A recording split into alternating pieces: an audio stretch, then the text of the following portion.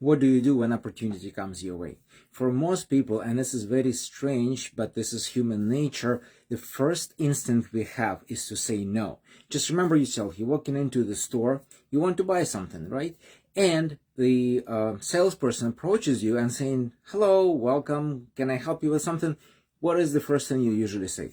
No, thank you. Why? The person comes to you to help you to do what you want to do, buy something you need, and probably they will help you to save time, and maybe if you got a good one, even the money, because they'll suggest you what is on sale or what other options you can do to combine things, get some kind of promotions or otherwise. At least that's how I see a good professional salespeople. They're not there to go after you to sell you as much as possible and make sure you will never ever come to see them again.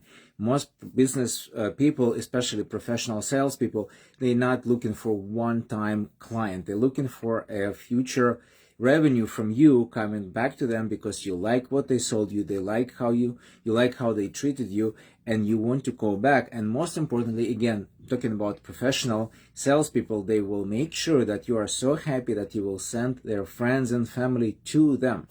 So now, going back to what I was saying, you have an opportunity that comes your way. The first instinct you have is say no. And I've been talking to people for the last 7.5 years about opportunity that I promote. And my opportunity is healthy lifestyle. What can be more desirable today and ever? People always want to be healthier, live longer, look better. But yet, when I come to you, to people, and I'm saying I have this opportunity, this information, this tool that I used, it helped me, it helped other people, it helped people who brought me in here, and I'm grateful to them for this. And the first thing I hear most of the time, no, thank you. And thank you, I'm adding from myself, but most time I don't even hear thank you. But why people do that? The simple reason is this: people are afraid of anything new. And if I'm coming into you with something new, you naturally are afraid of it. You are naturally thinking, Roman wants to get something from me. And again, that suggests something about what you do with other people. Because if you treat and expect everybody to do something to you, to take advantage of you, that probably is the same thing you're doing to other people. Yes, we have to be careful. Yes, there are a lot of scammers out there. Yes, there are bad professionals who are, I cannot even call them professional, because if they do bad things for their customers and for community in general, they're not professionals. They're professional crooks, but not business people.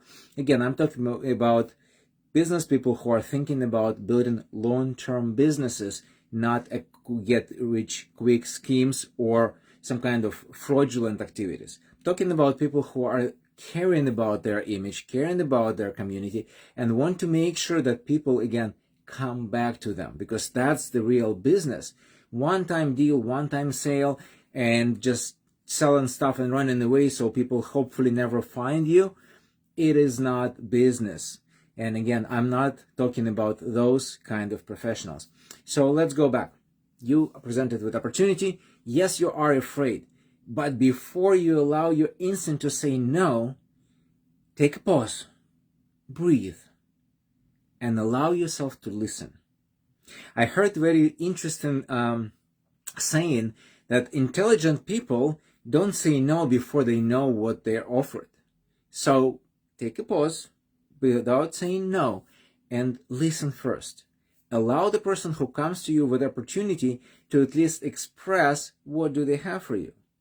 You can set them the time boundaries. You say, I have only 30 seconds, tell me what it is. And if that's something you don't like, you don't want to know, just say, thank you, I don't need it. But at least listen.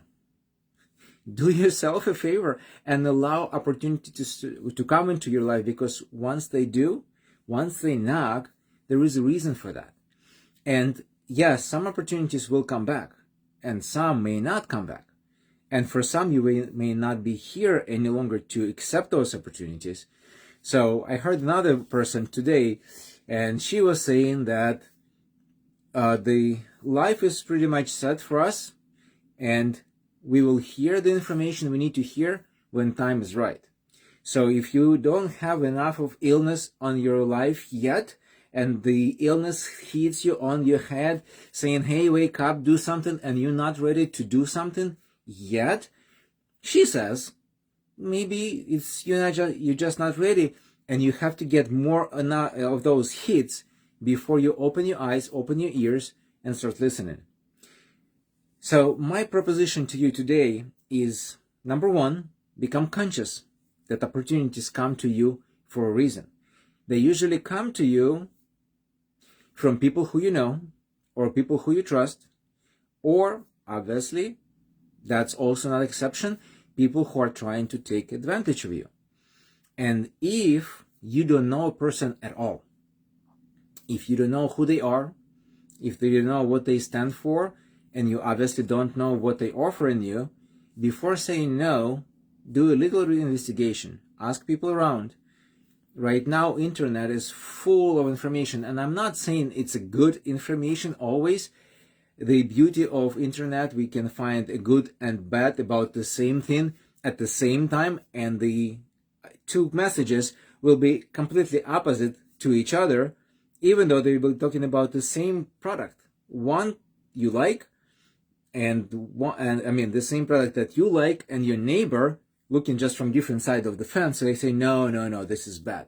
So you can find anything and everything on the internet, and that's why I'm saying, first of all, do your own investigation, if you can, if you're capable of. Number two, speak with a person. Don't have to buy anything. Don't have to trust them on what they're saying off the bat, but at least do your due diligence. Ask people who you trust. Do they know anything about it? Have they done it? Ask people who are in the same business as that other person. So I'm in health and wellness business. If you don't trust me because you don't know who Roman Salani is and why this guy with law degree talks about health and wellness, first of all, I do this because I live this lifestyle. I am healthy, I am strong, and I'm good looking. I can say it. So I talk to you about my experience, but besides that, you don't trust me? Ask a doctor. Doctor, is it a good thing to drink water? Yes or no? Doctor, is it a good thing to get rid of parasites? Yes or no?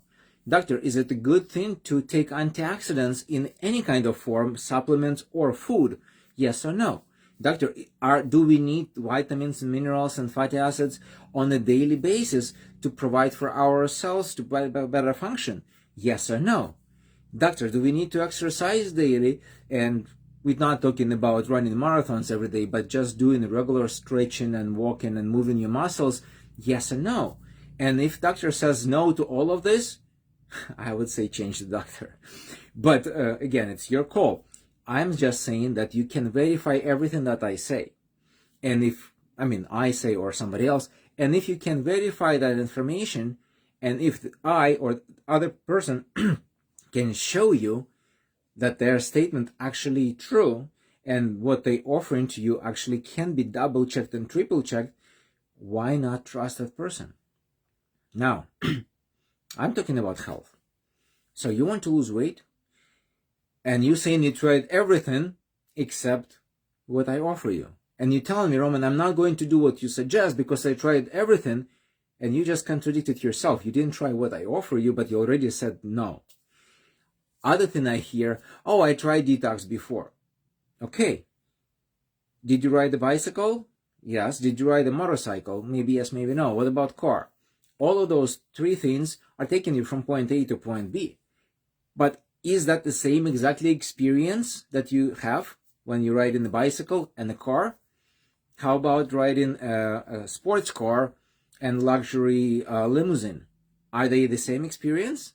No. So how can you say I tried detox before if that detox was something different?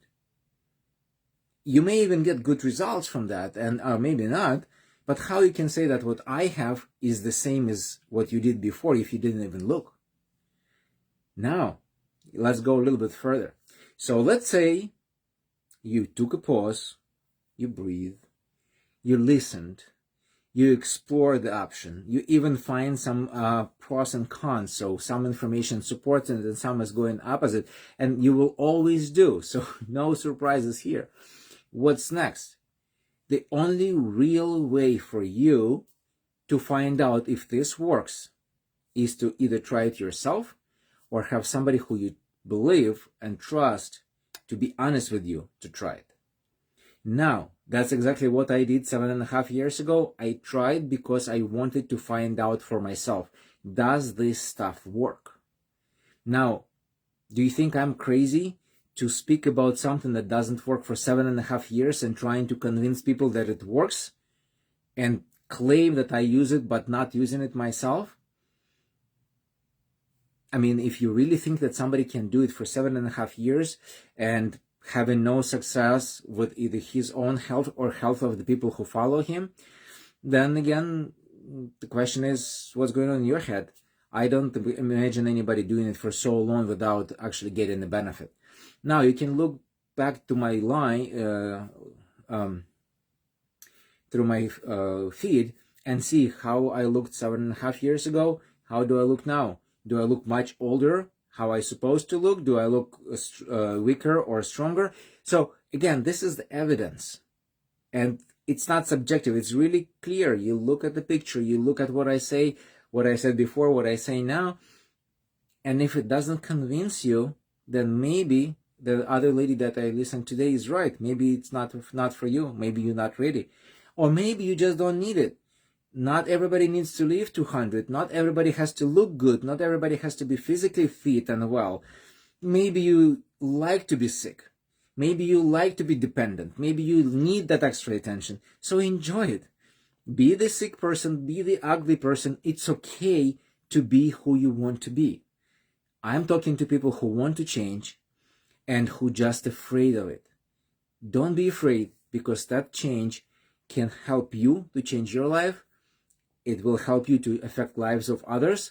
It may help you to actually change the world, because I believe Maria Theresa said that if we each clean this sidewalk in front of our house, the entire world will become clean.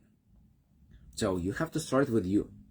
Like on an airplane, you put your oxygen mask on first, and then you take care of your child. So take care of you first. And you only can do it if you open your eyes, open your mind, open your heart to opportunities. You will allow them to come in. You will investigate them with cool heart, with no fear, and decide for yourself if this is an opportunity that you want to take or not. And if not, again, this is your call, that's your decision. This is your life, not mine. I'm living mine and I'm happy. If you live in yours and you are happy, then wonderful. That's all what we are here to do. Another saying I heard, that people come to planet Earth not to work, not to eat, but to be happy. And as long as you are happy with what you have, and as long as you know where you're going and you are excited about your destination, your life is perfect. And if you are not happy with where you are right now and you don't know where you're going, I think it's time for you to stop, look around, find the person who does or has what you want to have, or maybe you don't even know what you want to have. That's a completely different conversation. We'll take it at another time. But find where you want to go. Find who you want to be. Find people like that and learn from them. I found my crowd. I found people who are healthy, who are intelligent, who are smart, who continuously improving themselves, who are financially free, who travel the world. And this is the crowd I want to be with. And if you are one of those, you're welcome to join us. And if you're not, enjoy what you do. Thank you for watching.